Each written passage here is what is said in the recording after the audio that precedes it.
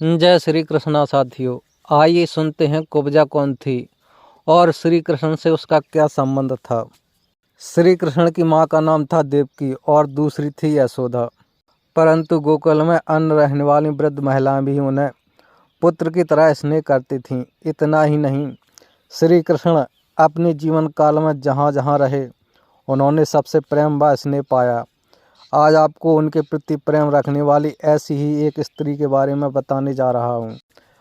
हम बात कर रहे हैं कंस की नगरी मथुरा में रहने वाले कुब्जा नामक स्त्री की, जो कंस की दासी थी। वे नित्य कंस के लिए चंदन, तिलक तथा फूल इत्यादि का संग्रह करती थी।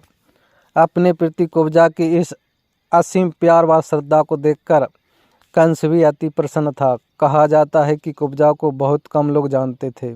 इनके कुब्जे होने के कारण ही इन्हें कुब्जा का नाम दिया गया। कथाओं के अनुसार कंस के वध के दौरान श्री कृष्ण की कुब्जा से मुलाकात हुई थी, जिसके बाद उनके यानी कुब्जा के साथ उनकी प्रेम क्रीड़ाएं शुरू हुई। एक बार की बात है, भगवान श्री कृष्ण ने देखा कि एक कुबड़ी स्त्री अपने हाथ में चंदन, फूल और हार इत्यादि लेकर बड़े प्रसन्न मन से जा रही है। तब श्री कृष्ण ने उनसे प्रश्न किया, ये चंदन, हार, फूल लेकर इतना इठलाते हुए आप कहाँ जा रही हैं? आप कौन हैं?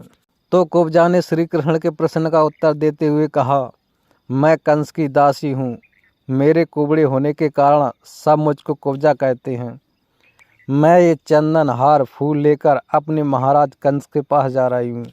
मैं नियमित रूप से ऐसा करती हूँ और उन्हें ये सारी सामग्री प्रदान करती हूँ जिससे वे अपना श्रृंगार आदि करते हैं। ये सुनते ही श्री कृष्ण कुब्जा से आग्रह करने लगे कि आप ये चंदन मुझे लगा दीजिए और ये फूल हार हमें चढ़ा दो, जिसके लिए कुब्जा ने साफ इनकार कर दिया और कहा कि नहीं, ये तो केवल महाराज कंस के लिए है, मैं इन्हें किसी और को अर्पित नहीं कर सकती हूँ। कथाओं के अनुसार जो लोग आसपास खड़े होकर ये संवाद सुन रहे थे, वे सब मन ही मन सोच रहे थे, ये कुब्जा कितनी जाहिर गवार है। साक्षात भगवान उसके सामने खड़े हैं और वे उनके आग्रह को ठुकरा रही है।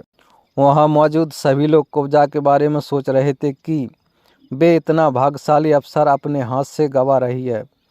कम लोगों के जीवन में ऐसा सुखद अवसर आता है और वो है कि श्री कृष्ण को छोड़कर फूलमाला, चंदन पापी कंस को चढ़ाने जा रही है। लेकिन अब उसमें कुब्जा का भी क्या दोष था? वह तो वही कर रही थी जो उसके मन में छुपी वृत्ति उससे करा रही थी।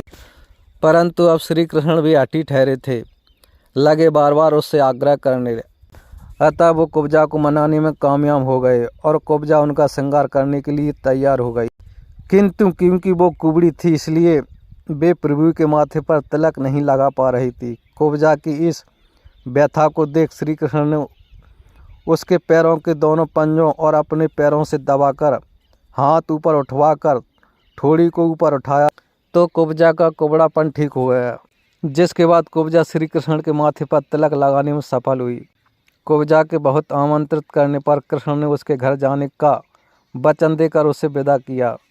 कहा जाता है कालांतर में कृष्ण ने उद्धव के साथ कुब्जा का आतिथ्य स्वीकार किया था। इतना ही नहीं, श्री कृष्ण ने कुब्जा के साथ प्रेम क्रीड़ाएं भी की थीं। कुब्जा ने श्री कृष्ण से ये वर भी मांगा था कि त्रिकाल तक उसके साथ वैसी ही प्रेम क्रीड़ा करते रहें। जय श्री कृष्ण।